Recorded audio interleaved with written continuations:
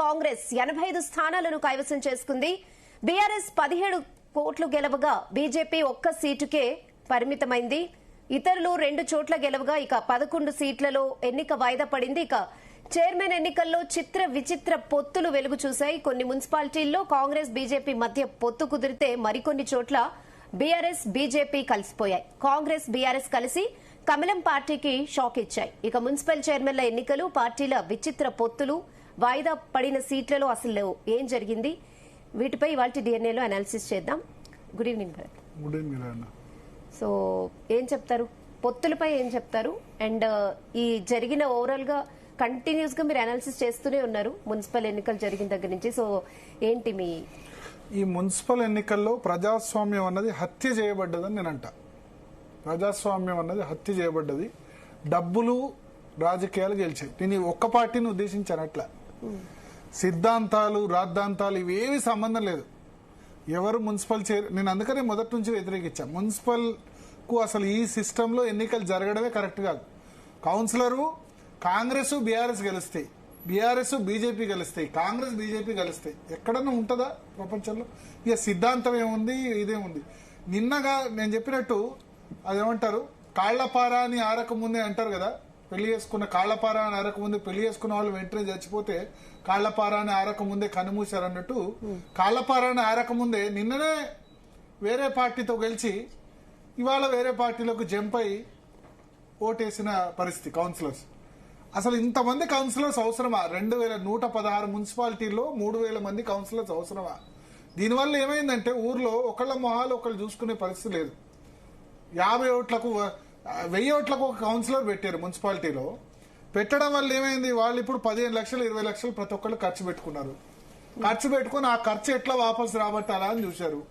ఇప్పుడు చైర్మన్ ఎన్నిక, vice chairman ఎన్నికలో గెలిచేందుకు ఒక్కొక్కళ్ళు 10 లక్షలు 20 లక్షలు 50 లక్షలు కోటి రూపాయలు కూడా ఒక్కొక్కళ్ళు తీసుకుని ఒక పార్టీలో గెలిచిన వాళ్ళు ఇంకో పార్టీకి ఓటేశారు. రాయకల్లో ఇక్కడ రోజు ఎవరు కొట్లాడుతున్నారు? రేవంత్ రెడ్డి కేటీఆర్ కదా.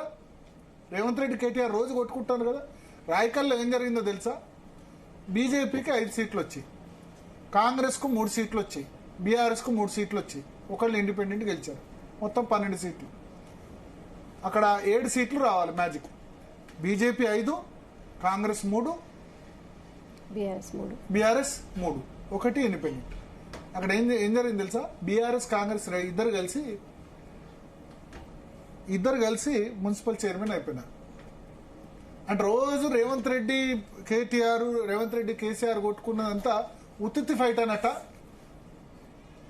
అంటే సిద్ధాంతాలు రాద్ధాంతాలు లేకుండా జరిగిపోయింది. ఇక మెట్పల్లిలో కాంగ్రెస్ పార్టీకి 10 వచ్చాయి, బీజేపీకి 10 వచ్చాయి, 6 సీట్లు బీఆర్ఎస్కి వచ్చాయి.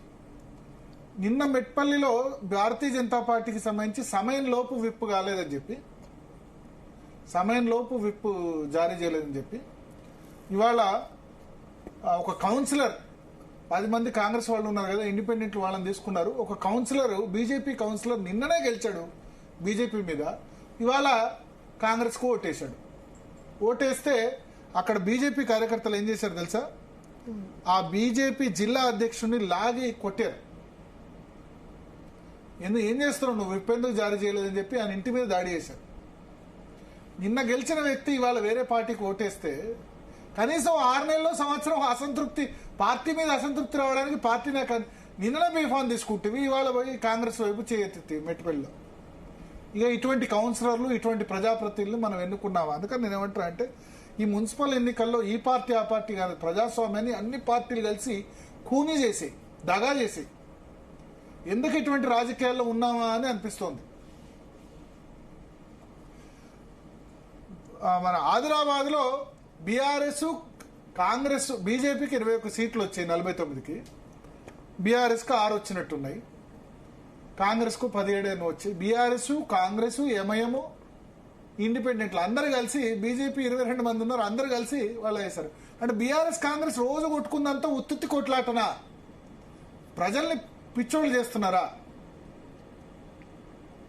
అంటే ఒక సిద్ధాంతము, ఒక ఇది లేదు, ఒక అది లేదు. ఇక బీఆర్ఎస్ బీజేపీ కలిసిపోయిన సందర్భాలు కూడా ఉన్నాయి. సరే, బీఆర్ఎస్ బీజేపీ మిత్రపక్షం అని కాంగ్రెస్ ఆరోపిస్తుంది. కాంగ్రెస్ బీజేపీ కలిసిపోయిన సందర్భాలు కూడా ఉన్నాయి కొన్ని చోట.